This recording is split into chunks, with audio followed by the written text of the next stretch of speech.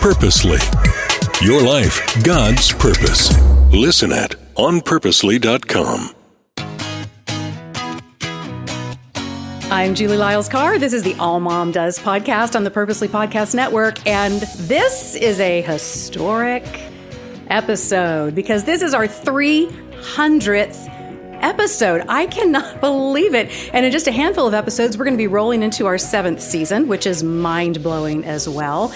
And I will tell you, there is no way that all of this could exist. If you've been a listener, if you're brand new, or if you've been along for a while, there is no way any of this would be going down without my amazing producer slash friend slash creative buddy slash remote work partner, Rebecca Joy. Rebecca, thank you so much for coming on the 300th episode. I'm so excited to be on this end of the microphone because normally I'm helping book guests, and today I am the guest. Today you are the guest, and I really feel like I should have had some sound effects or some streamers or something, but 300, it is amazing to me. And I thought it would be so fun on this episode for us to have just a little walkthrough of how this all started and how you and I collaborate and work remotely together and what some of our favorite episodes are that we think back on all of these 300.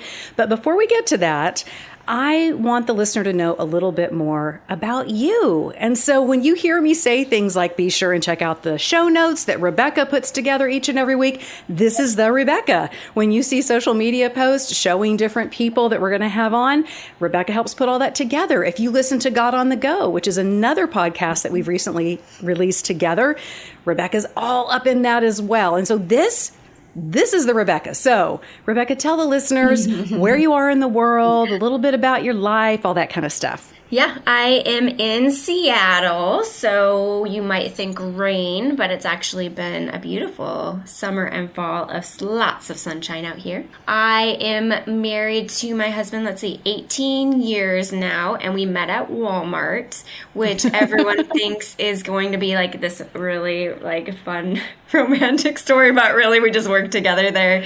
And now we work together again with the radio stations that are part of the podcast network. So this podcast is part of the Purposely Network, which is something I helped launch recently, which just is even more amazing podcasts. And let's see, I have 2 kids, a junior higher and a 5th grader, and I'm in the junior high stage, and it's way harder than I thought it was going to be. So I am really excited about having the AllMomDoes community, not only this podcast and Julie, but the community, because I feel like every mom stage along the way has something different and difficult, and we just need each other for each little moment, so you know that other moms have lived through it. Absolutely. We all need each other for sure. Yeah. Now, Rebecca, you and I met because I'm down here in Austin, and I was starting to do some content for a period of time. There was a radio station here in Austin that was connected to y'all's network, and I was doing some on-air content for them and some written content, and that's how we originally got connected, and that's probably been 10 years ago, 11? I mean, I'm not even sure. I don't even know. I feel like we're just part of my life. We just do this together, and it's amazing. I know, it really is. Well, I want to hear more about your journey with God, how you came to know God, how this part of your life you wanted to really combine both what you do as a career and this ministry heart that you have. So take me back to that place about how your relationship with God began and what your journey has looked like to this point. Yeah, wow. So grew up in a Christian household and really grateful for that foundation. I would say when I was in maybe high school, college, still doing all the church things, but not quite as connected to the relationship of Jesus. And then once I got married, my husband came to know Jesus, and watching him meet Jesus and have his life transformed really reignited my faith. I think there's something just so beautiful about seeing someone else come to know Jesus. It just really, watching them change is really cool. And ever since then, we've just been on a mission to raise our kids to love Jesus. And, we don't do it perfectly, but we do what we can. I love that my work pairs with my faith so that every day I get to just talk about Jesus in different ways. I love seeing how Jesus can really impact the motherhood journey or the working mom journey or the marriage journey. There's just something so different, more, I don't know, connected and better about being able to have that sort of sense of purpose and calling, I guess. Yeah, I think that's amazing. And, so often I think we hear a lot of times with women, Rebecca, that I feel like in my world, I have more women who are the ones who've started out in a more intentional walk and eventually their spouse comes along. I think it's really great to also know that there are those marriages where it's the guy who has really clicked in and that becomes an inspiration to his spouse. I think that's really beautiful.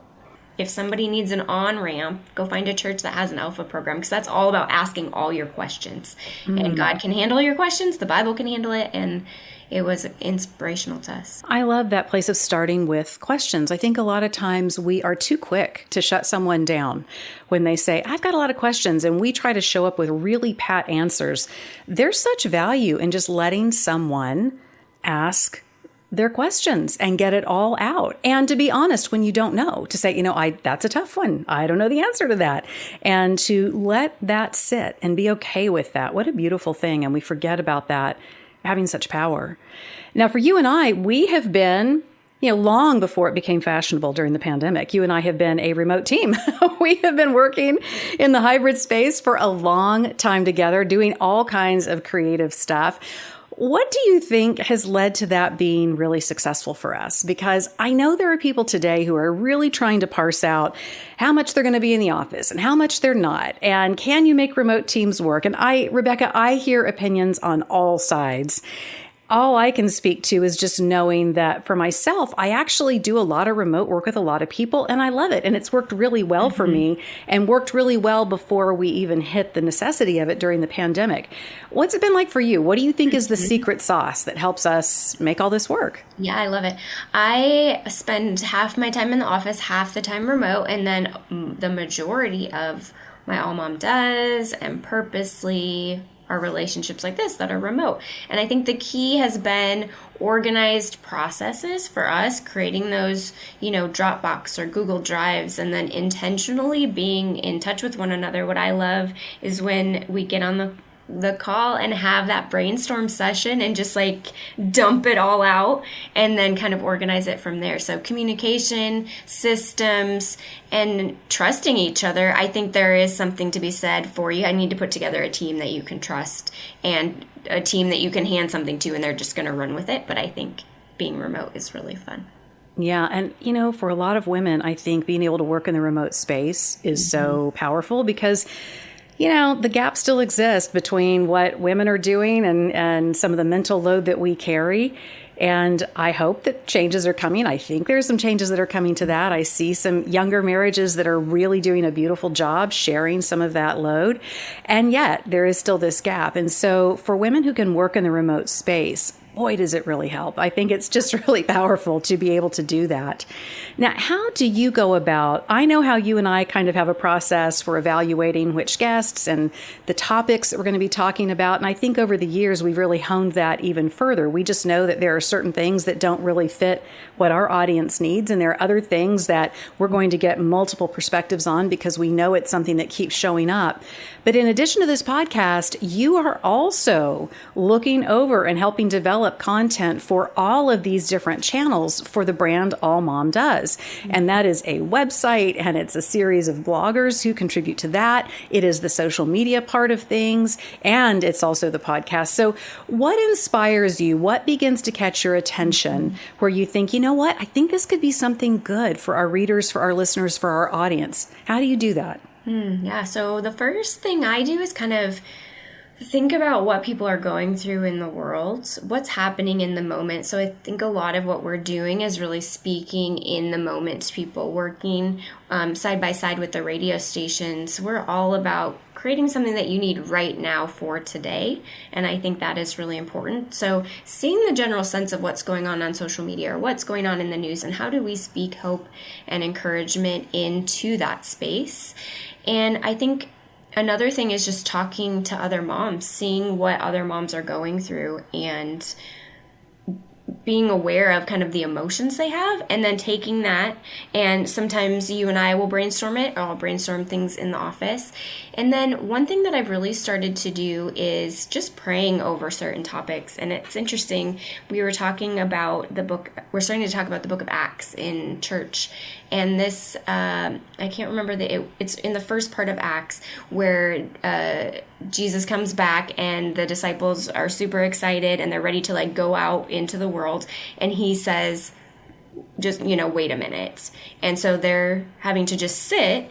And then God says, the Holy Spirit hasn't come to you yet. And so I've been thinking about what that means in terms of like, we gather what we have, but then we need to just like wait for a minute with God on it and see where the Holy Spirit leads. So I've been trying to do more of that with my projects, kind of build in that waiting time, I guess I would call it, where it's what's going to bubble up? What does God want to put on our hearts? What is he leading forward? What doors is he opening? Because I might have this grand vision of what I think is going on in the world, but I really want him to lead what the next best thing is. You and I had some interesting experiences where there have been some topics that we didn't think would really catch gear at all. Mm-hmm. And we've discovered that they have been some of our top episodes, much to our surprise. And then there have been a couple of series or two that we really thought, I think this would be really interesting. And we start reaching out and trying to find guests, and we start to tease it out through some of the social media platforms, and it's crickets. We're like, well, we're interested in it. Why isn't anybody else?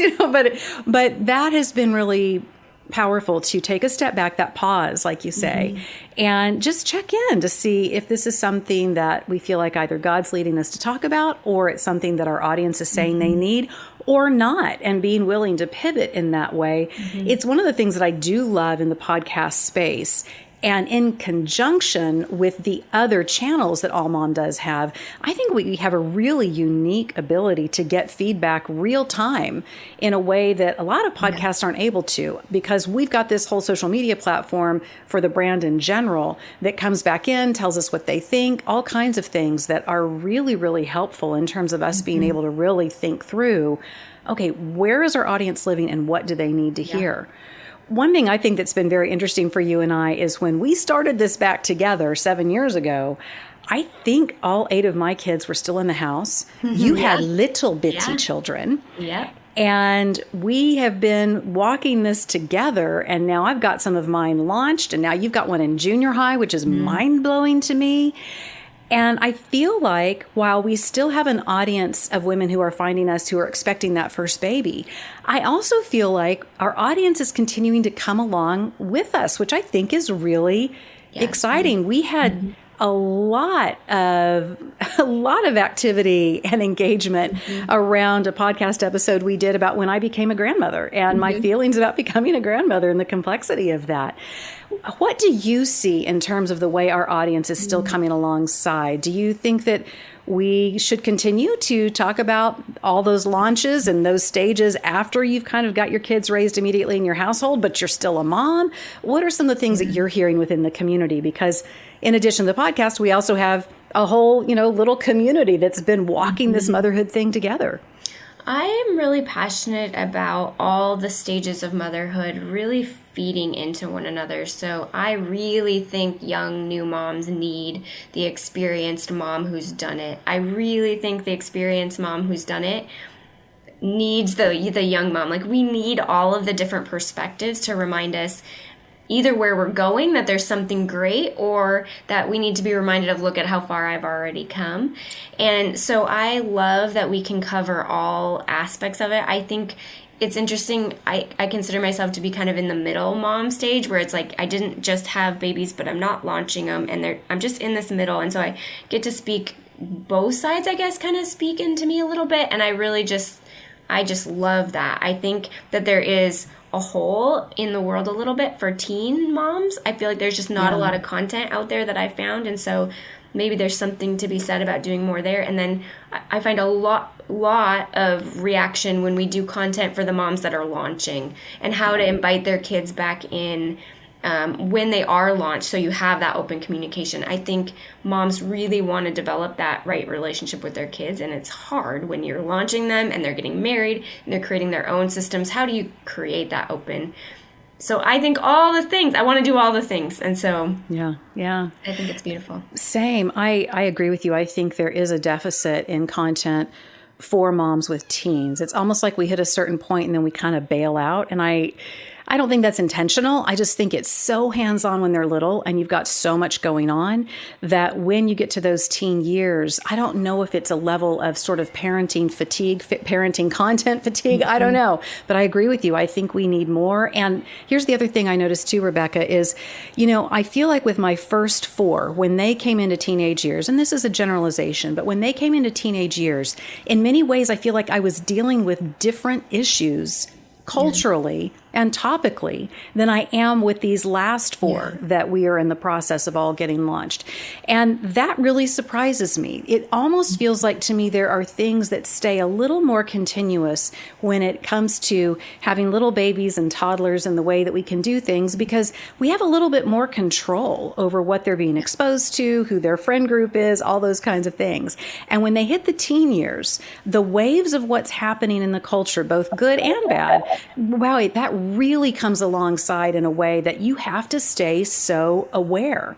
The other thing that's really surprising me right now as I look back over the tenure that we've had to this point is I think back in the early days of the podcast, as I was seeing that the launch for several of my older kids was going to be coming in the next few years, in that weird way, I kind of thought, oh, I'm rounding one of the last laps, like I'm in the home stretch. Rebecca, girl, let me tell you something. Yes, I have kids who are independent and supporting themselves and all the things. But what I'm learning in a way that is very unique is that, the statement, you're always a mom. I mean, and that's true. And yet there's this place where you have to take your foot off the gas to let your kids let it catch speed for them and go. But what I'm learning is there are still things that I have, I'm there with my kids thinking, man, I really need to pray over this for this one. And this one has this going on. And I really want to be in prayer about that. And wow, that one has this decision. And what do I think about that? And there's just a whole new level of recognizing that, yeah, they may be doing their thing and paying their taxes and buying a house, but there are still things that happen in which that mothering gear is so engaged. And in a weird way, Rebecca, I didn't anticipate that. What has surprised you as your kids have gotten into older stages, as they're starting into all, junior high and then your baby being in those elementary school years? What's something that surprised you that you kind of didn't see coming that you realize now you're in the thick of it in your mothering? I think what has surprised me is how much smarter my kids are than I am. Because the world is changing so fast. And all of a sudden, the things that I was an expert in, suddenly I'm not an expert into them anymore. And the amount of voices they're listening to is really vast. And I would challenge any mother to just be prepared. If you're in that little kid stage, ground yourself now in the Bible and biblical truth, because you will need it when your kid is suddenly asking you in junior high the really hard questions. And you will be challenged by that, because all of a sudden you're like, oh my goodness, what have I been spending 10 years of his little adult? We've been just reading like the Jesus Storybook Bible together, which is great, but I'm not ready for the theological question about, did the chicken or the egg come first? Which one did God create first? And having some sort of actual response to that. Like, the kids want to go deep, and they need to go deep, because we're in a world that is demanding so much from them, so much more than when I was a kid. They're so much more connected. Their friends know so much more than them. And I read something the other day that said, your kid is only as protected as their weakest friends. And not weakest in a necessarily a negative way, but every parent is going to have these different boundaries and different connected levels, and when they get phones or connected online or what they have in their house or not. Whatever the kid is that's getting the most information can influence your child. So you need your child to be prepared for that moment. It's great to have all the boundaries with your child, but if they're not prepared to be with a friend that doesn't have those boundaries, I wasn't prepared for that. I feel like we did great with all of our boundaries, but not every parent is doing it the same. And so you have to be prepared for that too. Right, right. And I think you have to be prepared sometimes that you're going to get surprised, because we all think we know our kids and we think, oh, my kid will stand up in XYZ situation. But our kids are human, just like we are. And we have all had times that a bigger personality, a stronger opinion, whatever it is, can really command the day. And in that moment, I think we have to pre-decide as well, not if my kid has a bit of a screw up. It's when my kid does. How am I going to handle this? Because I don't think anymore, Rebecca, it's enough to go, I can't believe that you would X, Y, Z. Well, how can we not believe it when we have such a plethora of voices and such strong voices and so many lanes of confusion coming at our kids all the time in a way that a lot of us didn't have? I didn't grow up necessarily in a community that was a Bible Belt community, but I will say that even though I was one of the, handful of Christians I knew when I was growing up, it seemed like a lot of the families had a lot of the same expectations for their kids. There was just sort of a code, whether you were doing it from a faith posture or just from a social posture, pretty much that we all kind of had the same expectations, whether I was at so-and-so's house over on that street or so-and-so's house over in the cul-de-sac. And regardless of if their families went to church or not, the parents all had a very similar expectation of the kids, and it all kind of helped maintain what the standard was going to be.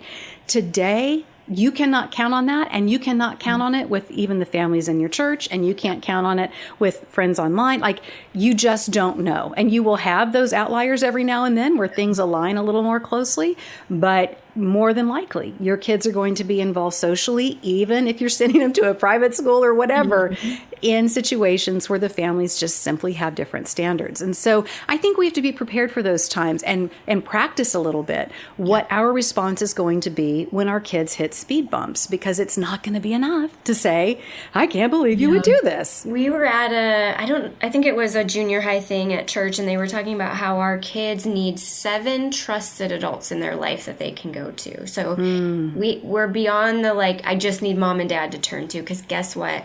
There's going to be a time when your kid doesn't want to turn to you for something, and they need someone else in their life that believes the things that you do, that will say the things that you will, that will come alongside your child. And so I think one of the most valuable things that we've started to do is getting involved in our local church and plugging our kids into small groups. There's parents there that we align with. There's pastors that we align with. There's small group leaders that we talk to, and that we can say, hey, how's he doing? What's going on? What is he telling you that he isn't telling me? Because I think you can't be surprised by the fact that kids are not going to talk to you about everything. You want that. As a mom, you want that, but it's not going to be that way. Yeah, I think that's so important. One of my kids in particular, I'm so thankful. She developed friendships with 3 friends of mine. And she doesn't live in Texas anymore. She's married now. It's very interesting when I run into one of these women when I'm out here in our town, and they'll say, oh, your daughter called me the other day and we caught up and she was telling me how she was working through this and da-da-da-da-da. And listen, I think I have a really close relationship with this particular child. I mean, we're on the phone a lot. We talk a lot. She's done some work for me.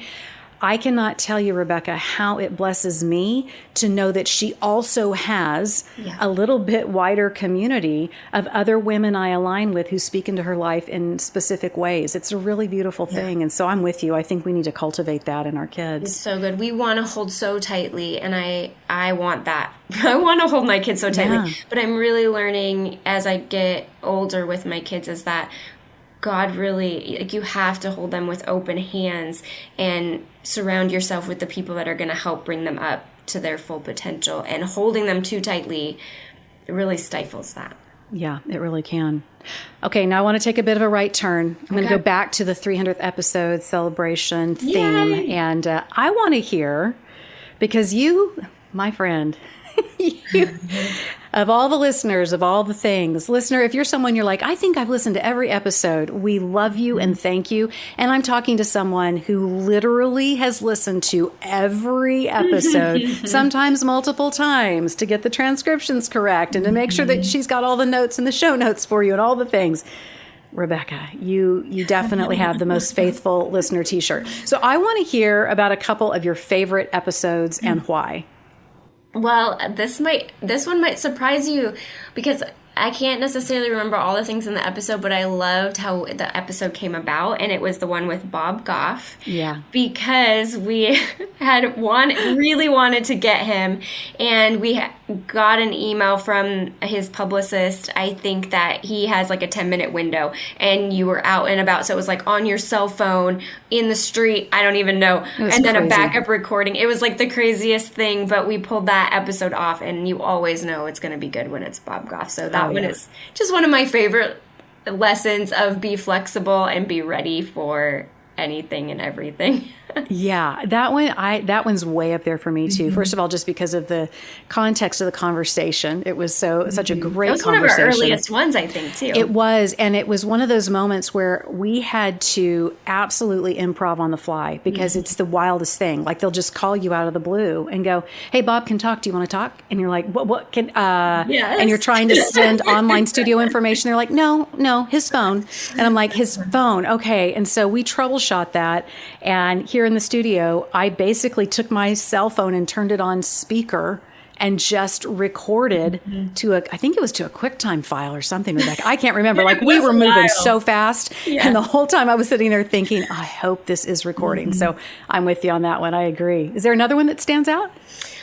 Oh gosh, you know what I love? This is the series that we did, I think it was last year on mental health. I just love that one. That series really, really resonated. And I think it was, I don't know if that was right after COVID we did that or during COVID. So right as things were starting to lift a little bit. Yeah, I honestly just love that whole series because I think it just speaks still today. If you have not listened to that series, I recommend to go back because I think that there is a mental health issue happening with moms, with our kids. And I think that whole series is just such a great opportunity to kind of dig into how we can come alongside our kids, how we can help ourselves too. Yeah. I love that series. And I'll have you put that in the show notes so people can go find it. When I think about some of the episodes, one of the ones that really stands out to me, because again, we had just launched this thing.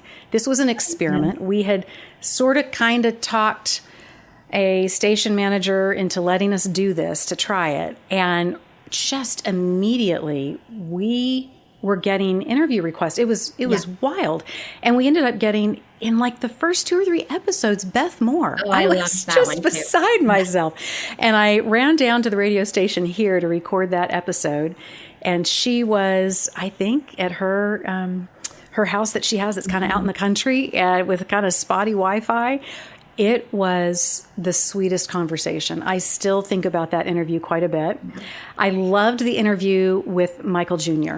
I laughed and laughed and laughed. The topic of laughter is a good one. Yeah. And he and I had been on a television show together maybe a year before that, year and a half, something like that. So to get to connect with him again, and we've been around each other a few times, but there was something about getting to interview him in that format. We both laughed so hard. We had the best time. I really loved that conversation.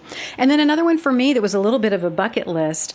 So I went to Abilene Christian University, and I would argue that probably the most famous alumni of Abilene Christian University is Max Lucado. And he's now been on the show, I think, 3 times. Yeah. And Rebecca, everything. If you have not listened to those episodes, go back. everything Max Lucado says is just... I know. Absolutely.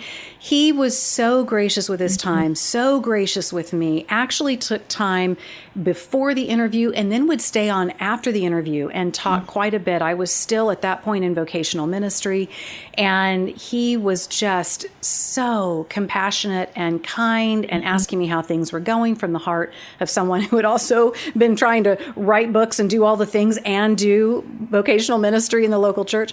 He was really amazing. So those episodes stand out to me as well, just in terms of someone who is so giving, not just in the interview, but also both sides of hitting that record button. It was really, really powerful. I love that. If you're listening to this and you wish that there was somebody that we would interview, tell us, because we would love to know that, or a topic that you'd love us to dig into. We'd love to know that too. I'm just thinking, have we done a series or an episode on loneliness? I know that they just declared a loneliness epidemic. That might be an interesting topic to dig into. I think that'd be great to dig into because we've done stuff on friendship and we've done things on trying to find your community and that type of thing. But I don't think we've really done a deep dive into that sense of loneliness, really owning what that is, figuring out the core of it. I think, so many of us, the immediate Band-Aid we want to slap on it is, well, let's find you a friend. But that is something that goes alongside. However, I know people with lots of friends, very engaged in their church, going to small group, who feel very lonely. And so I think that would be a great topic for us to dig into some more. That's a great idea. So where do you want the listener to go? Where's the easiest place for you if they have a topic or a question? I really love all the episodes we've done with questions. I think those have been really fun too, with listener questions. So where's the best place for the listener to go to check, to let us know what they want to hear next? You can email comments at allmomdoes.com. That would be great. Okay. Or you could text your question to mom, M-O-M, if you don't know how to spell that, 89419. You can text your questions in and just say, question for All Mom Does or question for Julie, and we'll get those or topic ideas. And we would love to hear from you. If there's an episode you've listened to and you want to leave a review or, tell us even in your reviews, that would be cool too. That's what we want to do. We want to give you content that reaches into what you're going through right now. And I think the best way to do that is to hear from you. Absolutely. Yeah, I love that. Okay, so comments at allmomdoes.com or text the word mom to 89419. That's the word mom to 89419. And I want to make sure, too, that you know about a creative endeavor that Rebecca and I have launched just a few weeks ago. We got together for one of those brainstorming sessions in which we have our Google Sheet open because we know we're going to start organizing. I have to say our workflow really matches well. We speak each other's love language in the planning and organization process. But we started brainstorming what was something that we felt like we could offer to moms that would be a great resource and wouldn't take more time out of the day, a resource that would allow you to connect and have conversations with your kids about God. And so that was the idea for God on the Go, which launched just a few weeks ago.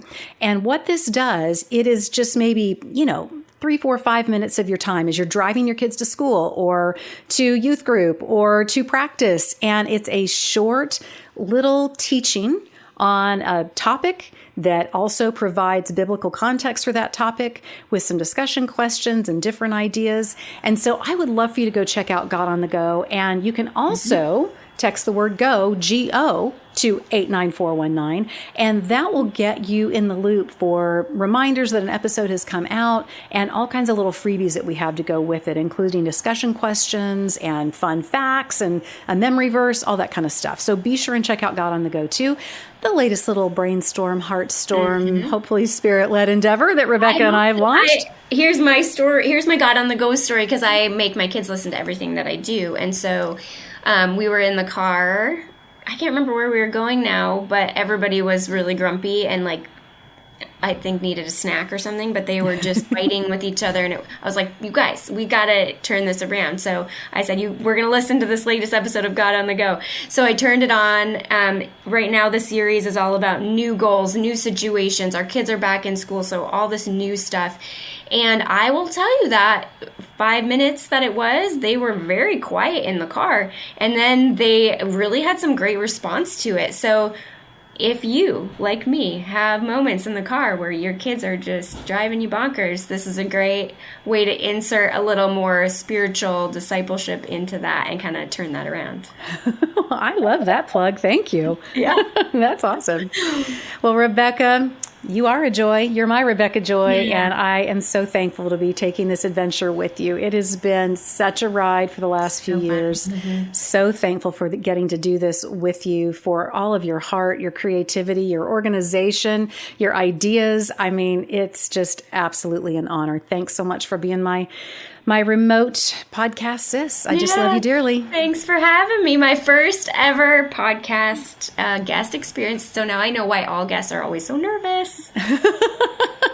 Well, I think you did great. So listener, go and tell Rebecca how great she did. We love it when you leave us a 5-star rating and review wherever you get your podcast. Make sure you're subscribed and grab this link, send it to a friend who you would love to introduce to this podcast. And if you have someone who's like, I've been wondering about this, that, or the other, send them this link to this episode so that they know that they can come to us at comments@allmomdoes.com and let us know what kind of topics and questions they have. We love to hear from you. Be sure and check out All Mom Does, allmomdoes.com, All Mom Does on the socials. It's a great community of women who are walking through the same seasons of life that you are. And you're going to find support and encouragement and ideas there. So check it out.